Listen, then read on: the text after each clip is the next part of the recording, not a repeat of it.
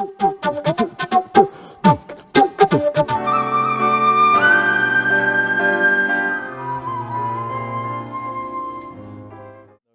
Indian classical music, I mean, there's a very sort of basic notation system, but it serves as a guide. So, you'll basically have the letter of each note name, sa re ga ma pa da ni sa, so S, R, G, so on, and then a rhythmic symbol underneath, whether it's a crotchet or a quaver or whatever, and that's so it's basically a guide. When you write it down, you never write down all the embellishments. Indian musicians naturally play the embellishments without thinking about it, or if the composer or producer wants you to play it a particular way, he'll sing it the way he wants it to be played. But you would never formally notate each and every embellishment because it would be a very time-consuming activity, and Indian musicians instinctively know how it should sound without having to notate absolutely every detail. It's interesting because if you're comparing that to the kind of way Western music has evolved, and I think it's partly to do with the fact that Indian music is so improvisatory that the need for a notation system is less than in Western music, which is more reliant on what the composer has written, the composer as a kind of supreme individual. And I think very recently there have been kind of movements in Western music where the score, i.e. what's written, is paramount. So I think it could be really interesting to see how a Western musician might approach writing in ornaments for a Bansuri when it perhaps goes against what you as a player are used to.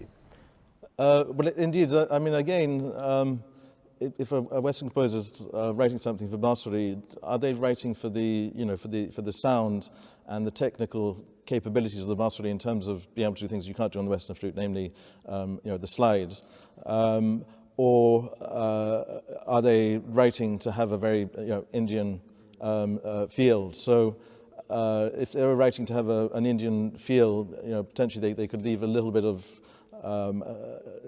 creativity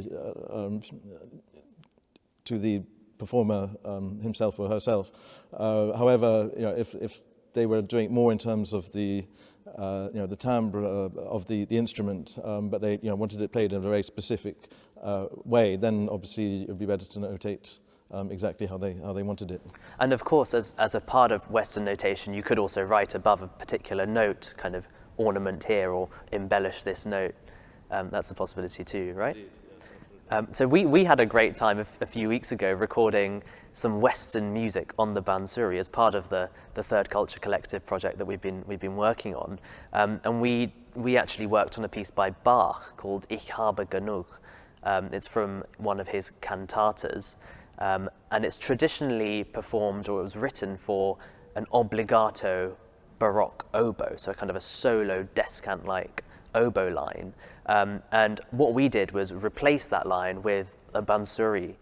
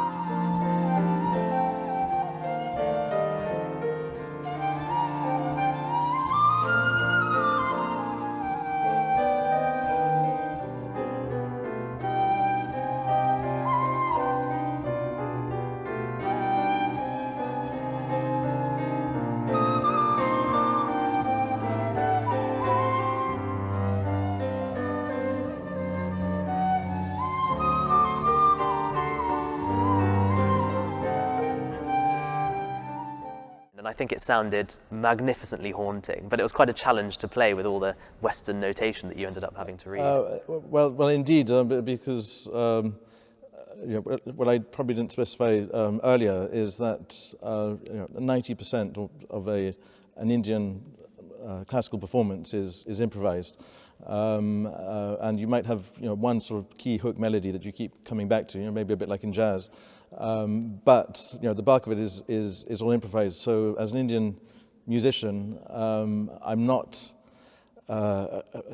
trained to read long scores of music and know exactly where to come in and come out. So it did take a lot of preparation beforehand, and working out which flute I was going to use, where, and switching flutes, and only having a few beats in order to do that. So it was for me quite a challenge. Whereas if you take the written page away from me and say do your thing, that's where I'm much more comfortable and much more in my element. Amazing. But one of my favourite aspects of recording that was we had a kind of 4-piece ensemble. So it was you playing the Bansuri, myself on the piano, a classical singer, and also a Baroque cellist.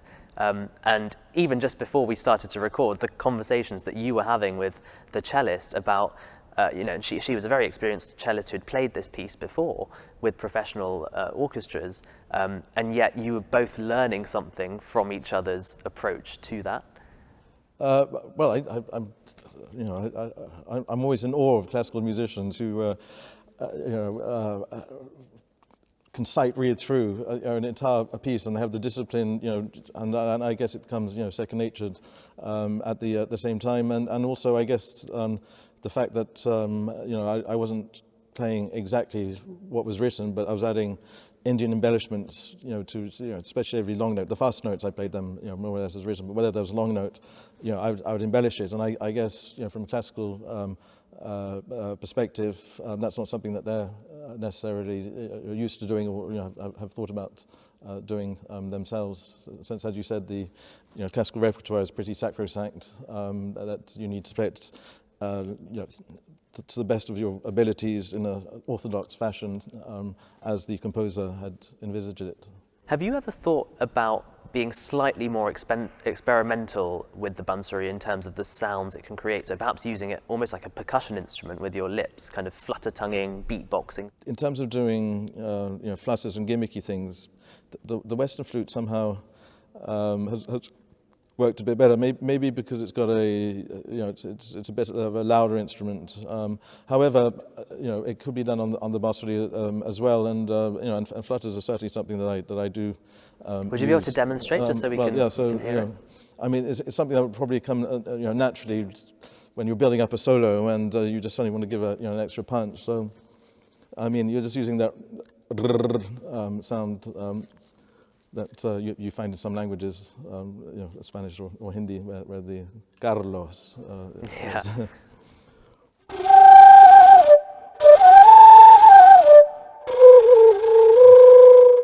And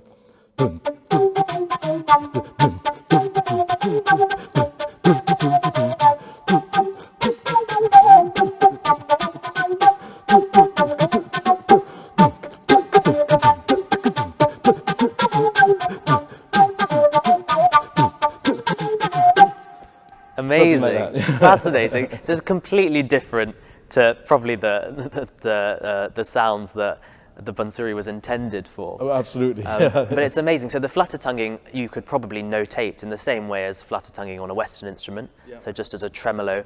In terms of beatboxing, again, that could just be a kind of a note to the performer.